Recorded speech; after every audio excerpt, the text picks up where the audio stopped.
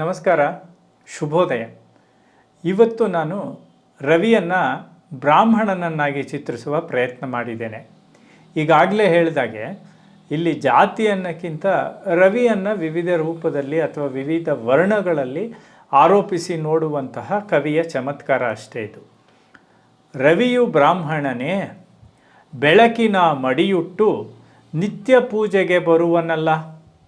ಕಿರಣ ರಂಗೋಲಿ, ಮುಂಜಾವ ಮಂಜಿನ ಧೂಮ, ಹಕ್ಕಿಗಳ ಕೊರಳ ಗಂಠಾರವ, ಉದಯದ ಆದರದ ರವಿಯಾರತಿ ಸ್ವೀಕರಿಸಿರಿ ಏಳಿ.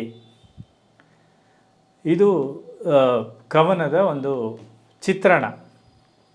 ರವಿಯು ಬ್ರಾಹ್ಮಣನೇ. ಆರಂಭದಲ್ಲಿ ಒಂದು ಪ್ರಶ್ನೆ, ಅವನೇನು ಬ್ರಾಹ್ಮಣನ? ಯಾಕೆ? ಬೆಳಕಿನ ಮಡಿಯುಟ್ಟು.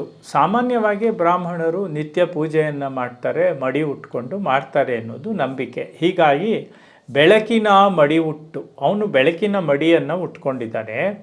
ನಿತ್ಯ ಪೂಜೆಗೆ ಬರುವನಲ್ಲ, ಅವನು ಬೆಳಕಿನ ಮಡಿಯನ್ನು ಉಟ್ಕೊಂಡು ನಿತ್ಯ ಪೂಜೆಗೆ ಬರ್ತಾ ಇದ್ದಾನೆ. ಕಿರಣ ರಂಗೋಲಿ, ಕಿರಣದ ರಂಗೋಬಲ್ಲಿಯನ್ನು ಹಾಕಿದ್ದಾನೆ. ಮುಂಜಾವ ಮಂಜಿನ ಧೂಮ, ಧೂಮ ಅಂತಂದರೆ ಧೂಪಾರತಿ, ಧೂಮ ಇದನ್ನು ಹಾಕ್ತಾರೆ, ದೇವರಿಗೆ ಧೂಮ ಹಾಕ್ತಾರೆ. ಮುಂಜಾವ ಮಂಜಿನ ಧೂಮ, ಹಕ್ಕಿಗಳ ಕೊರಳ ಘಂಟಾರವ. ಗಂಟೆ ಯಾವುದು ಪೂಜೆಗೆ ಅಂತಂದರೆ ಹಕ್ಕಿಗಳ ಕೊರಳಿನ ಗಂಟೆ. ಬೆಂದ್ರೆ ಅವ್ರು ನೆನಪಾಗ್ತಾರ, ಗಿಡಗಂಟೆಗಳ ಕೊರಳೊಳಗಿಂದ ಹಕ್ಕಿಗಳ ಹಾಡು.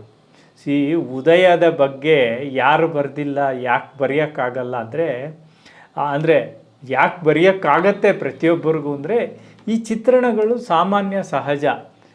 ನಾವು ಬೇಂದ್ರೆ ಅವ್ರ ಮಟ್ಟಕ್ಕೆ ಹೋಗದೇ ಇರ್ಬೋದು, ನಮ್ಮದೇ ಆದ ಒಂದು ಲೆವೆಲಲ್ಲಿ ನಾವು ಅದನ್ನು ತರ್ಬೋದು. ಹಕ್ಕಿಗಳ ಕೊರಳ ಗಂಟಾರವ, ಉದಯದ ಆದರದ ರವಿಯ ಆರತಿ. ಉದಯದ ಆದರದ ರವಿಯ ಆರತಿ, ಇಲ್ಲಿ ಎರಡರ್ಥ.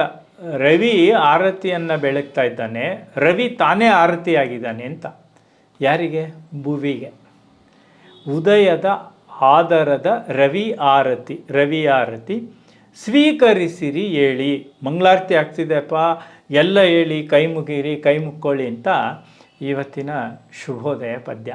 ಅಂದರೆ ಬ್ರಾಹ್ಮಣರೊಬ್ಬರ ಆಚಾರದ ಚಿತ್ರವನ್ನು ಇಟ್ಕೊಂಡು ರವಿಯನ್ನು ಅದಕ್ಕೆ ಆರೋಪಿಸಿ ಯಾವ ರೀತಿಯಲ್ಲಿ ಅದನ್ನು ನಾವು ಮನಸ್ಸಿಗೆ ಬಿಂಬಿಸಿಕೊಳ್ಳಬಹುದು ಅನ್ನೋ ಪ್ರಯತ್ನವನ್ನು ಈ ಪದ್ಯದಲ್ಲಿ ನೀವು ನೋಡಬಹುದು. ನಾಳೆ ಮತ್ತೊಂದು ಪದ್ಯದೊಂದಿಗೆ ನಿಮ್ಮ ಮುಂದೆ ಹಾಜರಾಗ್ತೀನಿ. ಅಲ್ಲಿವರೆಗೂ ನಮಸ್ಕಾರ.